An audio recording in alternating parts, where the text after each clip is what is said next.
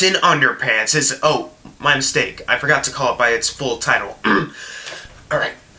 Captain Underpants, the first epic movie, is the new DreamWorks animation film that is the first epic installment of the Captain Underpants cinematic universe. These mean that there's probably not going to be another one because this movie didn't do too well at the box office. But besides that, let's go on with the review. This movie's about two kids, George and Harold. They're best friends. They hang out all the time at school and at home. They have this tree house where they create a bunch of comics and stories. One of them is Captain Underpants, their most famous one. But their Principal Krupp, played by Ed Helms, really hates these two kids. They're always causing pranks, causing trouble. So he wants to split them apart, put them in different classes in the school. Well, they don't like this too much. So they find out that they can hypnotize their principal with this hypno ring, and they decide we're gonna turn him into our comic book character, Captain Underpants. And that's the plot of the movie, is that these two kids have this ring, and they turn their principal into this made-up character that they created, Captain Underpants. Now, before going in, I have not read a single Captain Underpants book. I've definitely heard about this book series before. I've seen people reading it at my school and other places. I myself just never got into it. I've never read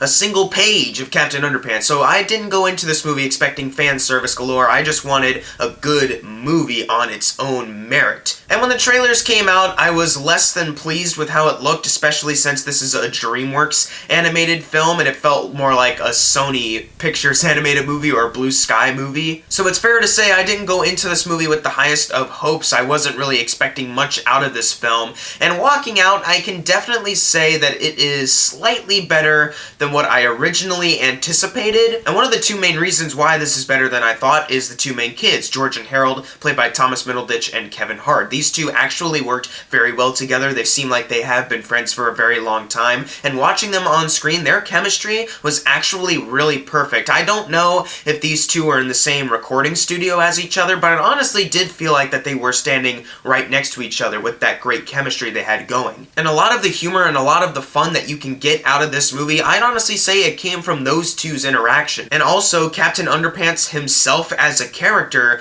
he's pretty funny. Ed Helms has the perfect voice for him, honestly, and there are a couple jokes involving him that I thought actually worked. I was worried that he was going to be the annoying one because he's always going tra-la-la and doing like absolute insanity, but actually he was pretty funny and enjoyable to watch as he was doing his little antics, especially one joke involving a mime. Unfortunately, that's where it gets kind of mixed. You'll have some clever jokes like the mime joke I mentioned, and also the orchestra whoopee cushion sequence. That was actually pretty hysterical. But a lot of this movie's humor is surrounding bathroom humor. Now, this is humor that can go south really fast. You can do it in a way that it's clever and it actually is funny, and you can do it in a way where it gets old really fast and it's really irritating. And they went that route a lot with this film. For every clever joke that they had where I was like, hey, that's actually pretty smart and funny, they'll immediately go on to a joke that's just stupid and kind of just like, oh, I really wish you didn't do that. That's not that clever. I'm kind of disappointed. For instance, one character, the villain of the film,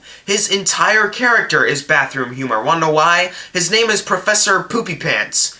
And his full name is something even worse than that. And of course, in the film, that causes a lot of laughs, like, oh, your name's Poopy Pants, haha. And you know, that's his whole story. He got kicked out of a bunch of places because his name was Poopy Pants, whatever. It's just the joke got old super fast. Like, this character's entire motivation is based around this, and it wasn't funny, and it wasn't really that clever, especially when they revealed his entire full name. And also Nick Kroll's voiceover work for him, I can tell that he was having a blast doing it, sure, but it just wasn't that entertaining for me. It was trying to come off as spontaneous, but it just wasn't that. It was kind of annoying. And I was really disappointed with Jordan Peele in this movie. He's playing this nerd character named Melvin, I believe that's what his name was, and Jordan Peele, I love Jordan Peele. He's doing great lately, so when I heard that he was in this movie, I was like, okay, let's see what he can do. And his character is pretty much just the snooty kid who doesn't get, like, any humor at all. He constantly is asking, like, why is that funny? I don't get it. And honestly, I got it. I get what he's trying to do. I get what this character is representing. Like, that's a neat idea.